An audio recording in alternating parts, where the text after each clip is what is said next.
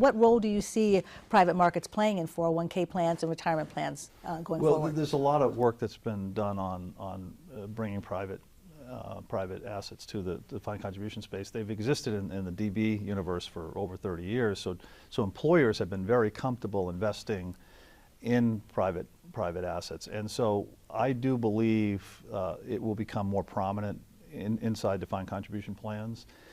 The dynamics have changed so much, the structures changed so much. We have a lot less publicly traded companies today. I think it's 40% less companies traded today publicly than there were 20 years ago. And conversely, you have, 87% of the companies in America with revenues over 100 million are private. So how do we give 128 million Americans in the defined contribution system exposure to those asset classes? Heretofore, it's really just been the wealthy. And so it's this old democratization and doing it in a way that's safe, where individuals can understand what they're investing in, and doing it not on a standalone basis, but part of a broader construct, similar to the target date model or a managed account type model, collective investment trust. That's a way to think about it. And there's a lot of good work being done in the industry on bringing this together in a way that makes sense and hopefully gets employers comfortable, given their fiduciary responsibility. Yes, I was thinking about the fiduciary responsibility and the lack of liquidity, the higher fees, and the impact that could have on the investor. Right.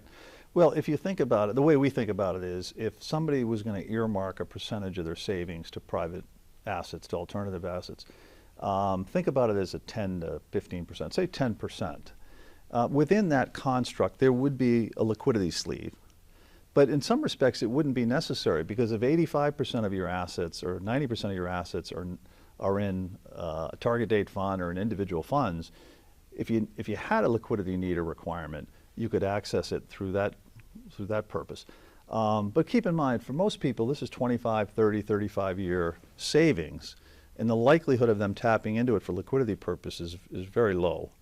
And then on the fee side of it, I think you need to look at it in the aggregate. If somebody has $100,000 invested and $10,000 is at a fee point of 1.5% and the rest is at 0.4%, you'd have to look at the blended average of what they're paying. So I think between the structure of these products, dealing with education and complexity, making sure there's an advisory role that we or someone else would play to help the sponsor and the individual understand this, and really being able to address the construct, complexity, fees, all those I think are starting to come together in a way that, it will happen. I think it's a question of timing, but it certainly will happen. We have a lot of sponsors that have interest in these products and services, and I think it'll take hold over time. Yeah. But again, it would not necessarily be standalone. It would be something that, like a target date fund, as you get closer to retirement, there would be less of a concentration and something that would be extremely volatile, extremely risky. And we don't support illiquid. the idea of a standalone approach. We like the idea of a collective investment trust or a multi-asset type